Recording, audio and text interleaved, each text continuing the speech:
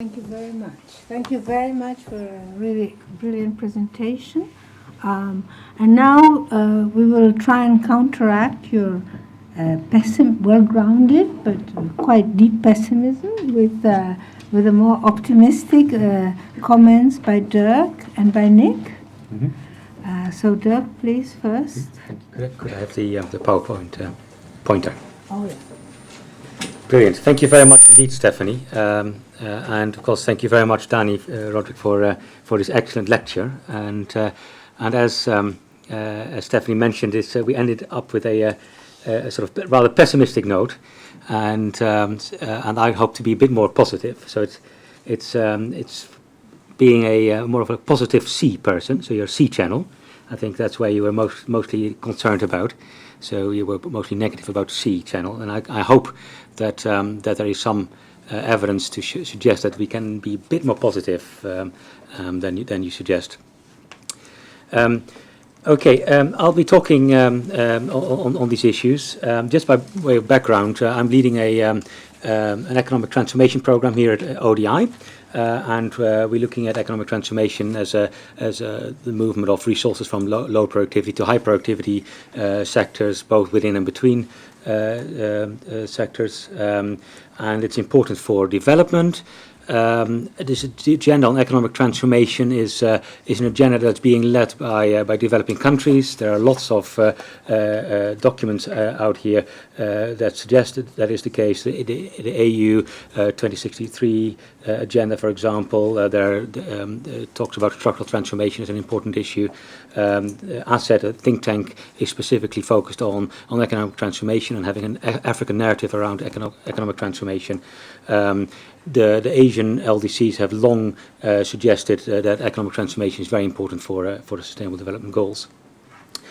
We've been doing already a range of activities. I won't talk too much about that, but for the sake of debate for today, what I'm hoping to do is to sort of explain a little bit about this conundrum that on the one hand, there is this negative story about economic transformation, and that it's based on high quality research, and that I think we all buy into for quite a large proportion. But on the other hand, if you walk around in African countries, or if you listen to various people, they are always very positive about sort of, well, we have just attracted another shoe factory in Ethiopia or something like that. So there's a sort of also a positive story there, and I'm hoping to sort of discuss that a little bit. My first statement is that we are systematically underestimating the extent of economic transformation in African countries. One basis for that is to look at the recent national account rebasings. And if we look at the rebasing of the national account last year in about 6-7 African countries, we see that we've just missed estimating for GDP for about 300 billion. So about a third to a quarter of GDP has been added last year just by rebasing GDP in 6 countries. And of course, Nigeria has been the main one. In the year 2010, the difference between the old and the new measure was about 60%. But other countries have also followed. They rebased after about 5 to 7 years. So the difference between the old and the new series is much less, but it's still very significant. But that's not the only thing. What is important here? The other thing that has happened with the rebasing is that both the manufacturing sector and the services sector have increased in share of GDP as a result of the rebasing, and in the case of manufacturing, that can be sort of 1 to 2%. Not all countries that's been the case, and in the case of services, it's much larger. So the Ghana and Nigeria and Zambia, it's almost like 10 percentage point that the services sector has become much more important. So if you look at the old data, then there's one thing of thinking about economic transformation. If you look at the new data, then your share of manufacturing in GDP and your share of services in GDP is already going to be higher. So your sort of premature deindustrialization point, if you do your regressions, I suppose, on the new data, is likely to be already a little bit higher. So we can be a little bit more positive there. Secondly, I think there is now some evidence to suggest that the range of African countries have successfully mastered a range of manufacturing capabilities, and that there is, and you could perhaps think this of a sort of a threshold, so that once you're into manufacturing, then and if once you have the capabilities, then you can sort of expand this much more easily than if you're still on the beginning point. So let's look at some data on manufacturing. So first of all, if you look at just the World Development Indicators data on manufacturing, and you look at the real manufacturing growth over the last 15 years, or between 1997 and 2012, then for the world as a whole, an annual growth rate of 2.3% is not that high. But in sub-Saharan Africa, it's already been much higher, 3.4% annually. And there's outliers. So a country like Tanzania, for example, has been growing. Its manufacturing has been growing at 7.9% a year over the last 15 years. Of course, from a very low base. But this has meant this faster growth rate in Africa, sub-Saharan Africa, compared to the world.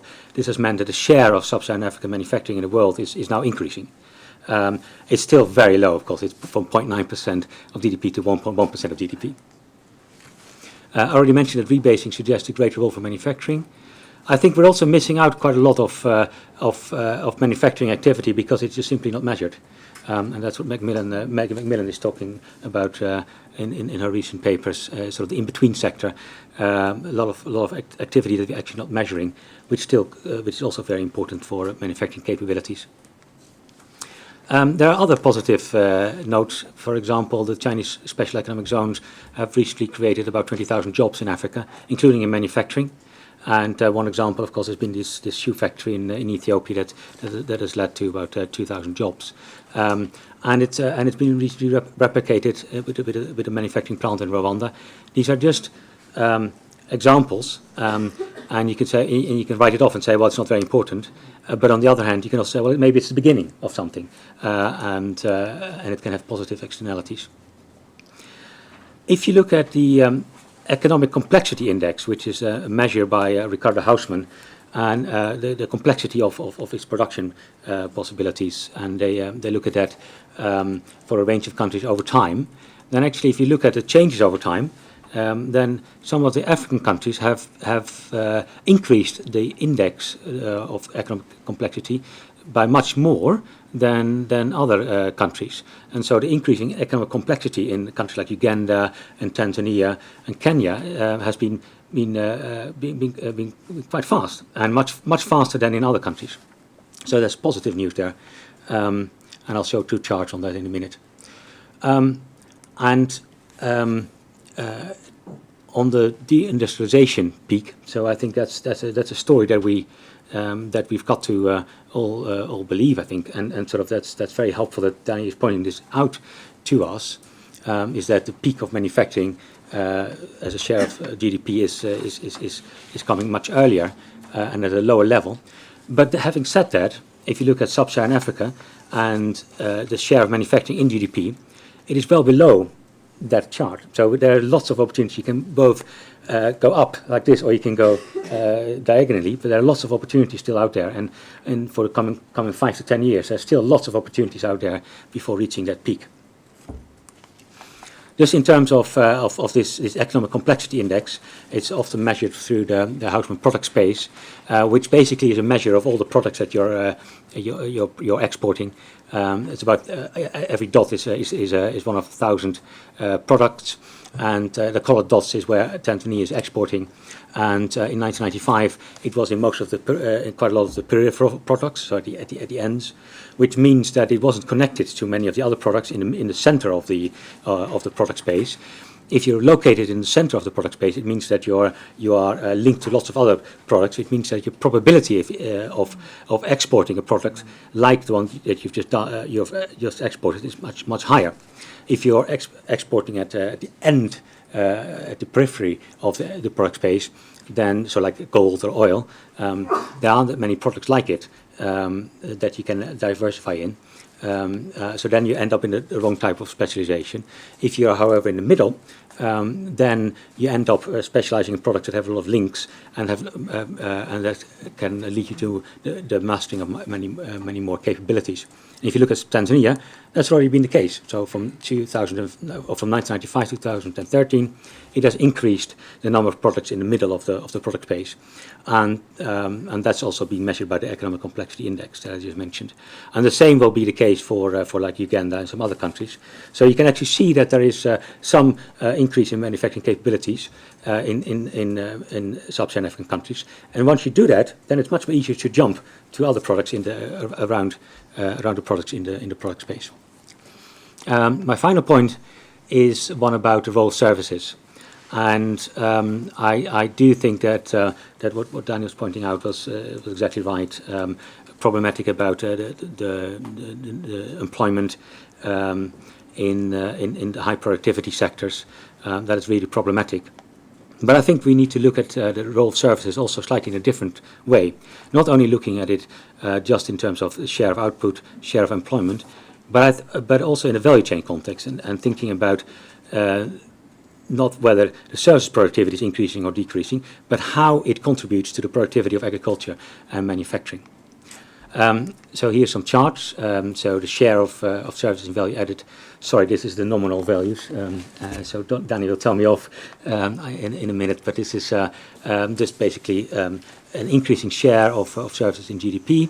It's increasing in many countries, including in many African countries. Share of employment is also increasing. Dani had pre-post 1990. You can do the same for pre-post 2005 as well.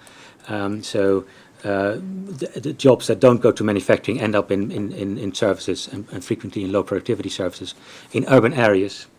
And some further problems is that if you look, for example, in Kenya, which is the final chart on the right, is if you chart the different types of sectors in the economy, and you look at it in terms of where is the growth coming from, and then look at the employment intensity of the sectors, you find that the growth is coming from sectors like financial services and a range of other services sectors, which is very, very, very good. But these are not employment intensive sectors, so it doesn't create a lot of jobs. So that's a big conundrum, of course. However, I think rather than thinking only about these type of indicators, which are still extremely important and fundamental, we also need to look at it in the case of in the context of global value chains, and here there's also a lot of evidence to suggest that services are contributing an increasing part of exports in developing country exports.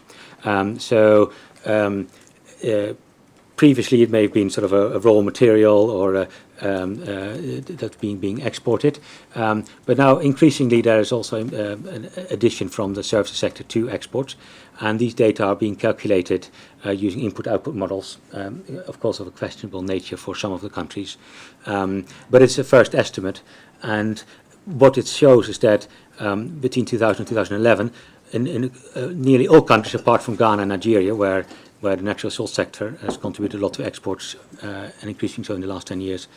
In all the other countries, the share of services to value addition in export has increased.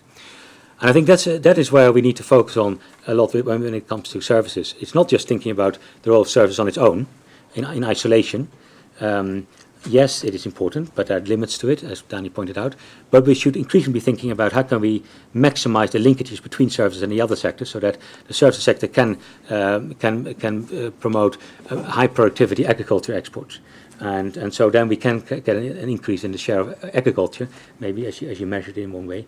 But ultimately, it's going to be quite difficult actually to disentangle what is a service, what is agriculture, what is manufacturing, because they all get bundled up in this value chain.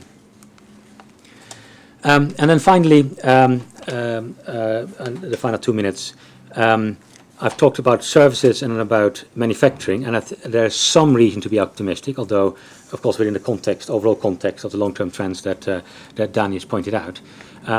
But in each of these, and if we want to be thinking about these economic transformation opportunities, this sort of C channel that Dani's pointed out, then we've got to be thinking about non-selective policies, but increasingly also about selective policies, and that's where that's also what Dani mentioned on this slide about the non-orthodox policies that are beginning to become very important. So if we divide sort of structural change in two components, the within and the between sector, so within sector productivity change and the between sector structural change component. And then you can think about selective and non-selective interventions. And if we then think about policies that are important, then yes, the non-selective policies are going to be still important. Investment climate reforms, state-business relations are, of course, very important overall. Building fundamentals are skills, infrastructure more generally are going to be important. But increasingly, we've got to be thinking about a pragmatic way of the selective interventions. So think about special economic zones, think about national development banks, and export diversification, developing value chains, and that's where a lot of the sort of the C channel can come from. And that, of course, implies much more thinking about the political economy of this. Is under what circumstances does this work?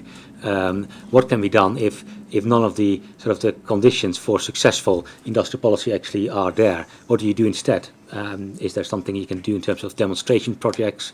And I think that's something that our program on supporting economic transformation is hoping to do much more work on. Thank you very much indeed.